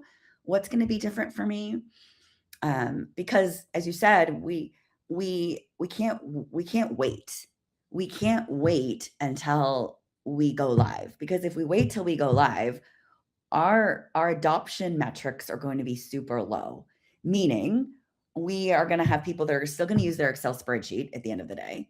They're going to be pulling up their other, they're going to be like, oh, this is too hard, I'm not doing this. And they're going to pull up their shortcut again. And then at the end of the day, we're right back to where we were. So it's really important, again, just involving all those folks and getting the managers and supervisors to also realize how important it is to involve them. So when we start having conversations with those managers and we ask them questions, they go, I don't actually know that. I need to bring in Bill. We need to bring in Bill so he can answer your questions. Right. So, again, it's building that team, all the way, that organizational change network, is what we call it in the OCM world, right? It's building that team of people, because you want the people doing the day job to be involved so they can tell you how things used to be and how things are changed, how things are changing, and really kind of help the rest of their team along as well. Yeah. And as you're describing that whole process, that whole scenario you just described, I couldn't help but think about how change managers are oftentimes the ones that provide the grounding for some of these projects. Because I think, one thing that drives me crazy about this industry, having done it for so long, is you get the software vendors, the technologists, the system integrator, technical consultants. They come in and it's almost like I don't know if arrogance is too strong a word. It may be it's appropriate in many cases, but I don't want to generalize too much. But there's a certain amount of dismissiveness that goes along with, well, that's just the way you did it before. That's old school. We don't care about that because you're using spreadsheets and workarounds and you've got these crappy processes and tools. All we care about is this new shiny thing that we're implementing. That's what we need to focus on. And if I back up and look at it from my perspective as an end user / employee, I absolutely care about the way things are today. I'm not saying it's good or bad, but that is my reality. So for you to come in and say that's wrong, it's bad, it's technical debt, it just needs to get thrown out with the bathwater, all that stuff. I think that's an immediate change management, change resistance problem that organizations and the consultants they hire unintentionally create from day one. Is you've immediately set the wrong tone by coming in and saying, we're going to get rid of your old processes. We're going to conform to the software. We don't care how you did it before because it's changing now. We're going to go with best practice. By the way, what you did before was not best practice. This is best practice. So right now you've put me on the defensive and say, well, hold on. I had a, first of all, I take pride in what I built over here, even if it's outdated or whatever. So for you to say it's dismissive is, so how do you see that? Do you see that too? Or how do you see change resistance manifesting itself in that context? This is the fluffy side. So we're going to get into the fluffy side here a little bit because this is OCM at its core it's that emotional intelligence. Every single one of us goes through I kind of call it this emotional roller coaster, right? Any type of change, no matter what it is. I'll give a real life example. I was getting ready to move. I just moved this last weekend. I have a 15-year-old daughter. And when I told my daughter we were moving, she was so mad. She was devastated. She was like, but we're right by the pool and she's a sports girl. So she has her backpack. She's like, I don't have to carry my backpack very far. We're going to move from a townhome into a 3rd-story condo. And so now she's like, I have to go upstairs. This is going to be awful. And it was natural for me at first to just, as a parent, to be like, oh, just dismiss it, right? Yeah, and say, the old house sucks. The new one's awesome. Right. I wanted to be like, but she was so tied to, she loved her old place. And it was one of those things I had to take a second and go, okay, Afra, let's apply OCM to my personal life. Right. And I really did. And I had to say, gosh, I know it's so nice. We're right by the pool. You get to just open the door and go right out to the pool. I know carrying your backpacks, that's such a nice thing we have. But I really sat with her for a while and talked about how nice our, the old place was. And then I just left it there. And then what I tried to do is say, okay, what would I do in a software situation? Well, now I start to talk about the good things and the things that will be nice about it. So I started talking about the nice things about our new place, and I really brought those up. And I also had to remember that no matter what I did and what I said, I can't get her out of it. She's going to go through the anger stage and she's going to be mad, and I just have to let her be mad. So I bring this back to software. We're changing our employees' lives, their worlds. We spend more time at work than we do anywhere else. Right. We're coming in and we're changing the way they get their cup of coffee and they sit down at their desk and do their work, what they know, what they're comfortable with. And we have to allow them to be angry and to be upset and to be mad. And we have to acknowledge, like you said, we have to acknowledge that amazing Excel spreadsheet that took them 3 years to create that made their life so much easier, right? They've got this amazing macro spreadsheet that they're using. It's going to be obsolete and we're not going to use it anymore, but it's really worth it to say, gosh, that's pretty cool web Excel spreadsheet you built there. Great workaround. So yeah. I think that's really important for consultants to remember to do that. And you're right, a lot of them don't, because they're so focused on, we don't want to acknowledge that. We just want to show them the big shiny new object and focus on that instead. But really taking that personal time to sit with them and kind of mourn the old, mourn what they're losing. Yeah. It's interesting you say that because, first of all, I totally agree with everything you just said. I mean, you have to accept it, acknowledge it, almost recognize it, because I think that's again, we're both getting fluffy here, right? When we're saying it's not fluffy, we're saying, well, it kind of is fluffy in some ways, Yeah. but you do have to, it's back to the EQ, the emotional intelligence thing you were talking about before. I mean, I have to understand where you're coming from, and I have to appreciate, like, instead of looking at a spreadsheet in a really what we would call a manual broken process as a consultant, we have to Mhm. look at that and say, well, to the end user, that's not a broken process. They actually piece that together, and maybe you should acknowledge, like, wow, you made that work even though the system wouldn't support it. You created a solution, and let's start there and say that is awesome. Let's figure out how we can replicate that in the new environment. That's different than, yeah, that's technical debt, and that term drives Right. me absolutely insane when people say, oh, that's just technical debt, or that's not best practice. I mean, that's if you say that at any point in the journey, you're losing your end users right there. And in fact, I created Mhm. because I was having trouble conveying this point in some of the videos and thought leadership stuff that we do um, on TikTok and Instagram and YouTube Shorts. I created a character called Spreadsheet Guy, and I wanted to create this guy. His name's Chaz, and he's the guy that like is what you just described. He created all these spreadsheets and these workarounds, and I wanted to do it from the perspective of not him being a bad guy, but showing why he resists the change. And he built all this cool stuff, and it holds it in a lot of ways. It's the glue that's holding together the operations. And for us to sit there and say, well, this guy, the spreadsheet guy, sucks.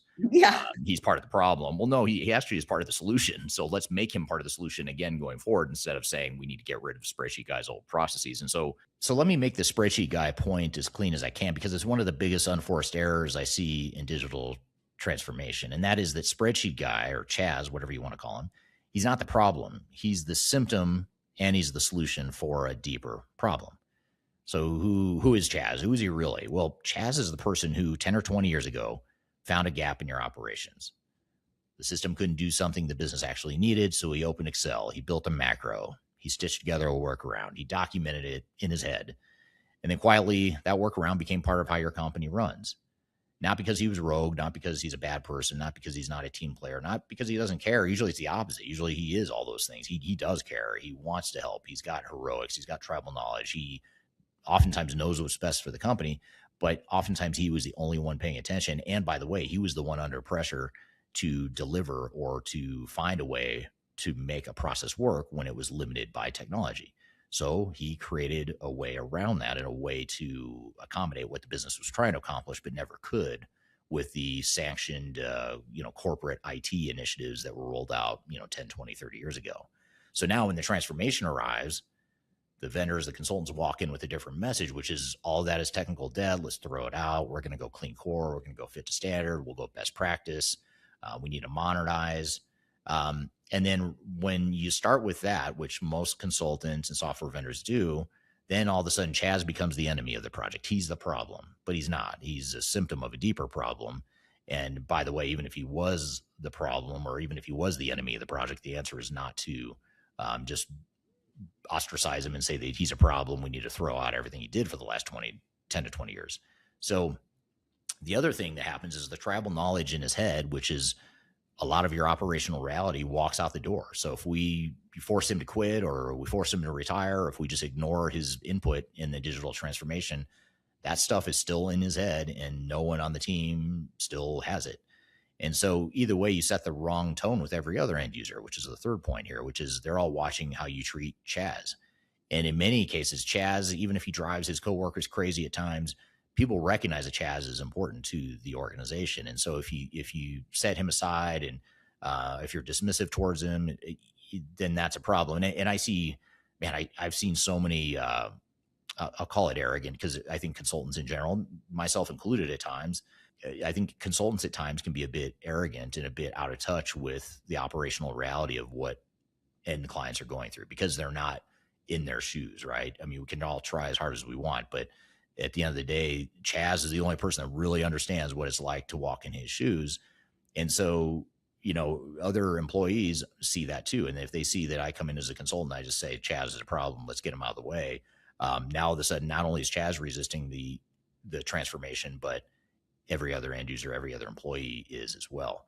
And so this is what I really like about where we're going with this conversation here, is that the contrarian play, the opposite of what most people do, which is the more effective approach, is to make Chaz your first design partner. He knows where the system was broken. He knows the workarounds, and he can translate this to peers and end user training.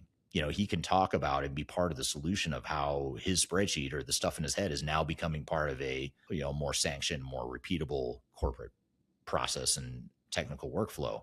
And so that moment when Chaz becomes a supporter, that's when adoption is really going to happen. It's not going to be because of software vendor had better technology or the system integrator, had better technical consultants, is because it's Chaz that is going to make or break this project. And so we've got to figure out a way to get him or her on board. The dismissive, that's just technical debt line is the fastest way to kill change before it starts. So just don't say it. If your vendor, if and when your vendor and your system integrator say it, just focus on empathy first and then redesign second. Let's take the fluff and let's turn it into something tangible. Okay, so Yes. we've just been going fluff here for a minute. Yeah. So how would we properly PM or manage this topic? So once we've identified, all right, so we've got Chaz. Chaz is the guy, that's his name? Okay, Yes. Chaz. Yes. Yes. Chaz is this guy. He created all these workarounds. Gosh, he did some amazing stuff to make his business run better. So let's take Chaz. And one of the things that we would do from a change perspective, it would say, all right, we would have our project plan would include the people that we focus on, which groups we focus on. Let's say Chaz is part of finance. We would say, we need to focus our efforts on finance. Let's say he's accounts payable. We need to focus on finance accounts payable. That's one of our key areas. So we'd look at all the different work streams and all the different process areas. And we would say, where do we need to spend more of our time? And I think one of the key things that people forget to do is spend more time on where things are broken. Mm-hmm. So, it may be broken, but needs some more extra love. And that's kind of where I say is, so spend more time with Chaz. So those naysayers, those people that are complaining by the water cooler, those people that are, that are like, this is dumb and I don't want to do this and I'm going to retire as soon as this thing goes live, or the people that are saying that, those are the people that we need to focus our time on. And the only reason is we just need to get them along to that roller coaster curve. We're all going to go on it. But if we manage them, meaning we have some actual actionable items to help them kind of move along that curve a little bit faster, because they're probably going to be a little slower than somebody else. It's like, all right, I'm kind of mad, but I'll get over it. Show me the new system. Those are the people that they're going to come along on their own. But it's the people that are those resistors. We really need to target them and spend time with them. And as I said, creating an actionable plan to say, what are we going to do? What can we do? Maybe we meet with them more often. Maybe we get the manager in. Maybe we include them in the project team and we have them sit on in some of the development meetings. So there's actionable things that we can do to really help those folks, because those folks are the biggest ones. Those are the ones that are going to bring down the rest of the crew when everybody else, is kind of like, okay, I'll accept this. But you have that one person going, no, this is stupid. I hate this. My job. I'm retiring. I'm done with this company. Whatever it is they're saying, those are the loud people. We want to get them on board faster and quicker. Yeah, absolutely. And Alejandro on LinkedIn agrees with you here too. He says the solution builders, aka the spreadsheet guys, should become the first participant in designing the solution. They understand the problem probably better than anyone else, and that's very well said. Absolutely right, Alejandro. And that goes into what we talked about is one of the things that you can do from the very beginning of your project, and even if you're halfway through and you haven't done it yet, is involve those folks, involve them in the project team. Yeah. Really bring them in, and maybe they're just a fly on the wall, but give them an opportunity to speak up. Because as you said, the spreadsheet guy, that's the one that actually knows where things are broken. Yeah. And they've got all the tribal knowledge, and it's easy to ostracize spreadsheet guy and say he's the problem. And maybe organizationally it is a limitation. I wouldn't say it's a problem, but maybe it's a bottleneck. Maybe it's a risk. Maybe it's a challenge going forward. But I wouldn't say he or she is the problem. And the last thing we need to do is ostracize them and say, you're the problem. So I'm just going to sort of ignore you because you're a naysayer or whatever. Let's figure out why and what value that person has to offer. So those become the people that when you're in end user training and you're teaching the new system and everybody's watching it and they're just, eyes, deer in the headlights going, what is this? That's the person that speaks up and says, hey, you guys remember why that Excel spreadsheet that I built? Yeah. I built it because we weren't able to do this in our old system. Yes. Now the new system is going to do this for us. So basically this is my Excel spreadsheet. And then people will be like, oh, okay. So that person helps connect the dots. Yeah. Really Yeah. put those Absolutely. pieces together. Yeah. That's a really good point. I hadn't thought of it from that perspective, but yeah, if you can flip that person from a resistor to now they're actually part of the solution and they can help connect the dots. I mean, that's the utopia, I think, of change management. I mean, that is change management success, and that's the exact opposite of fluffy. Now you've actually converted this person into a supporter who can help. And by the way, he's going to be a good change agent now because he can help get all the masses on board in a way that an outside consultant or even executive within the company wouldn't be able to. It's a great point there. Hello to Lean from Holland. Thank you for joining today. How are you doing on time, Afra? Do you have a real job, unlike me? So I know you might have client meetings. What are you? Do you have a hard stop right now? Do you have a few minutes? What time are we at? I'm good. Okay, it's almost the top of the hour, so I just want to make sure. Till the next top of the hour. I always forget that most of my guests have real jobs, unlike me. So it's I have to be mindful of that. I won't go too far, but we do have a lot of questions I want to get to here. Here's a question from Megan on LinkedIn. Says, what's the one change management activity teams skip the most often and regret? I would probably say in training. This is an easy one. Make your trainers business use, make them end users. So find an end user in the business. And this is so easy. Find an end user in the business 6 months prior, involve them into the project, or at least upskill them. So do a kind of train the trainer approach where you upskill them, you get them involved, you teach them, and then they turn around and teach their peers. That is, I think, one of the biggest easy wins. And I say that because it's pretty easy to do. If you've got the folks. The hardest part is making sure that you backfill them or get coverage for them. So if you think about when you go into a company, you say, who would you want to train? And you say, oh yeah, I've got Mary. Mary's amazing. Mary's a natural. She'd be great. She already kind of trains everybody. So you grab Mary, but then the business says, but I don't want to pull Mary. I need Mary. Mary knows the system the best. Mary's my go-to person. So one of the key things that you can do is say, we're going to backfill Mary. We're going to have the person, kind of somebody else do 25% of Mary's job. This person do 25% of Mary's job. And we're going to pull Mary 50% to the project. And then Mary is actually freed up to be able to actually train end users. So that there's kind of two pieces to that. So I'd say number one, make your trainer someone in the business because they have the trust. If I come in and train, I don't know your business. I'm not the one that I can tell you what the new system does, but a really good trainer is somebody that can go, you used to do it like this. Now you're going to do this. So instead of doing control P 3 times, now you're going to do control Y. And so it's really connecting that dots for the end users. And the second piece of that is backfilling. People underestimate the job, the commitment. Sometimes they say, oh yeah, you can take a Mary, but Mary's got to do her day job. You can't do your day job and also be a trainer or even be on the project team. You have to backfill. So let's pause on what Afra just said about backfilling because it's one of the most underestimated success factors in any transformation. Your best end user is the person the business will refuse to give you. So the person or the people you need the most on a project in general, but especially when it comes to training and change agents and super users, those are the people that are going to be in the highest demand in your organizations. And those are the people that are going to, they themselves may not resist being part of the project, but others in the organization are not going to want to give those people up to become part of the project, to become the trainers or the change agents or even just a project core team member. So it's always the same conversation. You ask who's the right person to train on AP on the new system. The answer comes back instantly, Mary. She's amazing. She already trains everyone. And you say, great, we need her 50% for the next 9 months. And the business says, oh, actually, absolutely not. I need Mary. Mary's critical to our close process, et cetera, et cetera. So what happens? You don't get Mary. You get whoever the business is willing to give up, usually because they had time on their hands, which usually means they weren't carrying critical workloads.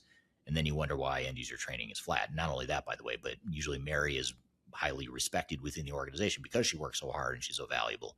So now you put in a B player or C player to do the training, and suddenly they just don't have the same cachet or credibility internally and politically within the organization. So here's the lesson that Afra just shared, and it should be on every steering committee deck, that the success factor isn't the trainer, it's the backfill. You don't pull Mary 50% because you're not going to get Mary 50%. You backfill 25% of Mary's job to one person, 25% to another, or however you want to break it up. And then you pull Mary onto the project. Now you actually have her, and now you can actually leverage her and you actually get her. and the business can still function. So this is where it collides with what's happening here in 2026, though, which is most companies are running lean. Their hiring is frozen. They've laid off in the last 12 months. They don't have an appetite for backfilling or hiring. And if that's you have to be honest with yourself. Either you slow down the project to match the resources you actually have, or you push back on the integrator's timeline and tell them that their schedule is not realistic. And again, that conflict of interest that is inherent with the system integrators and the vendors is going to push them to disagree with you and to push them to push back on you. But again, this is your business, your transformation. And what you can't do is run the original timeline, refuse to backfill, and expect a successful go live, because it's just not going to happen. It's not physics, I suppose, but if it were physics, it's not possible. Organizationally, it's not possible. The math has never worked, and it's definitely not going to start working now. Huge manufacturing company. We were doing every 9 months, we were on a brand new transition. We were doing M&As left and right. They had backfills, and that made them successful. From the very beginning, they started off and they said, okay, we're going to give you 6 months to completely backfill this person, but you're going to loan them to the project for the next 9 months or a year. And they become embedded into the project team. So backfilling is it's like the secret ingredient. Yeah. And that's hard for a lot of companies, because so many companies right now are running lean. With the economy the way it is, a lot of them are laying people off. They're going the opposite direction, which is the opposite of backfilling. So I think you've got to look at that prerequisite or that success factor and understand if you're going the opposite direction, if you're laying people off, if you're running real hot in lean, then you just need to know that probably means you're going to extend the timeline pretty significantly, and you can't just outsource all that to an outside vendor and hope that they figure it out for you. Yeah. Interesting. Just a couple comments here I want to pull on here, a couple threads. Aisha from Curacao says, what I found is that because it's called OCM, people miss that it's about guiding people through habit change. And oftentimes people just think, well, OCM is going to be, we'll get to that when we get to training. Why are we worried about this now? We're halfway through the design or build phase. Why would we be thinking about change management? And that's a mistake too, wouldn't you say, as far as like waiting until training to say we're going to change habits, we're going to change the way that people operate. If we wait till training, it's not too late. I think that's a huge mistake. And it's involving. So if you think about it, this is kind of the best way to think about it. So you go back to that roller coaster I talked about. Everybody's going to go through that roller coaster. If we don't if we don't push them off the ledge to start the roller coaster ride until training, you're expecting people to go through that roller coaster ride in this amount of time before. Right. And then what happens is they're in go live, right? They're in go live, they're using the system, and they're still on that roller coaster. And you talk about, right? Oh, we want them to have been through that roller coaster and be on the smooth end when we go live. So that's kind of the key, is timing it. So if you think, with the end in mind, if you want that, and it's going to take folks, 6 months ish, let's say, to go through this transition, this roller coaster ride, we got to start at 6 months prior to go live, at least at minimum, and really get involved, because people are going to go through it no matter what. I mean, that's really what it's all about. Is change sucks. We all hate change, right? Getting a new phone. Gosh, I got a new phone recently, and I was like, "Are you kidding? I just got a new version." But all these things changed, and it was so small, but it took me a minute. And it would have really been a bummer if I was using my phone a whole lot, and had to work off of it. Luckily it was like over a weekend, so I had a couple days to kind of get used to it. So when Monday came along, I would transition. But if you would have handed me on a Monday morning a brand new phone, and now I have to log in and I got to do all this stuff, I would have been a wreck. So Right. we just want to start that process just a little bit earlier than you think you would. And that's why having OCM as a part of your project team from the start kind of helps that transition. So when you get to go live or before go live, people are like, I'm ready. We got this. Right. Yeah, that's really well said. Comment over on TikTok from Northam. Northam says passionate critics can turn into passionate advocates. So that's back to the spreadsheet guy discussion, that if we can take spreadsheet guy or that legacy person that's been around forever, has all this tribal knowledge. And I feel like every organization has at least one of those people, which is another reason why I created that character and why this is such a good point, because oftentimes it's easy to set aside that one person who's holding it all together. It's easy to set that aside and say they are part of the problem. Let's get them out of the way. And that's the exact opposite of what you should be doing with those people.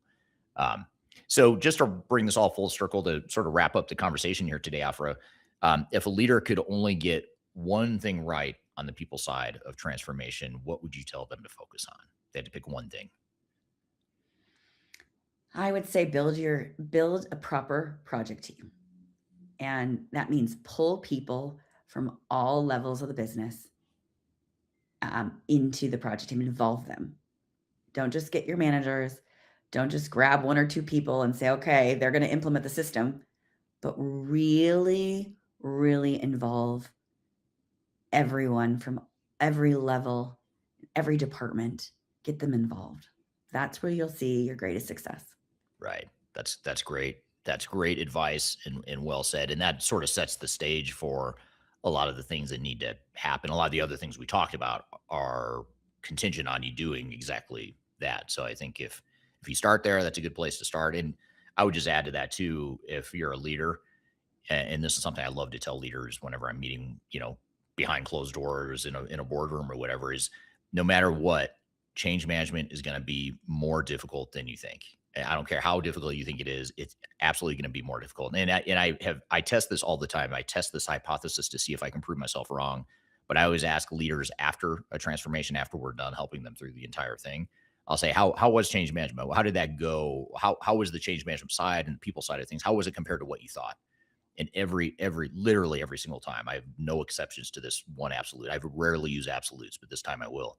And that is, I've never had a client, a leader say, that actually wasn't too bad, or yeah, that's about what I expected from a change perspective.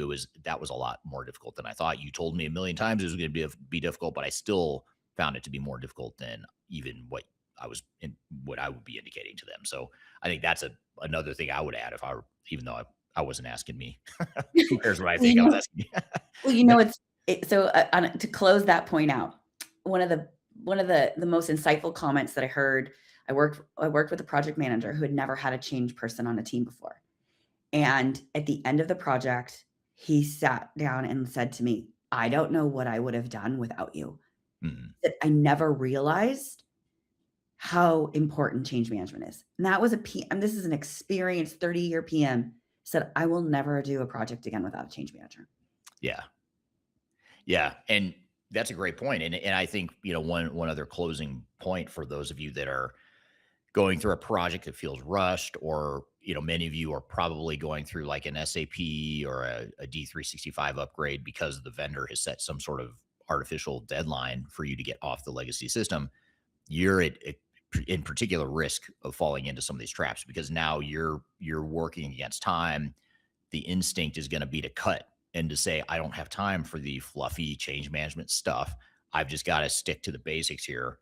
And what I would say to those that might be thinking that way, which I know a lot of organizations are just based on what we're seeing in the market right now, I would say rethink that. And if you need to push a deadline, if you need to tell a vendor to pound sand, we're staying on the old system until we're ready to move to the new one, then do it, because that's going to serve you so much better than trying to rush through it and hope that the change management stuff just falls into place, because it won't unless you deliberately address it and invest the time and money in it.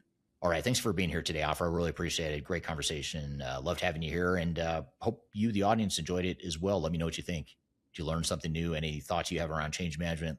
Leave your comments below. Be sure to subscribe to this podcast. You can find new and past episodes at transformationgroundcontrol.com. We have episodes going back to early 2021. So 5.5 glorious years of Transformation Ground Control. You can find them all at transformationgroundcontrol.com. So hope you have a great week. Hope you enjoyed the episode. We'll see you next week, same time, same place. We'll see you soon. Thank you and take care.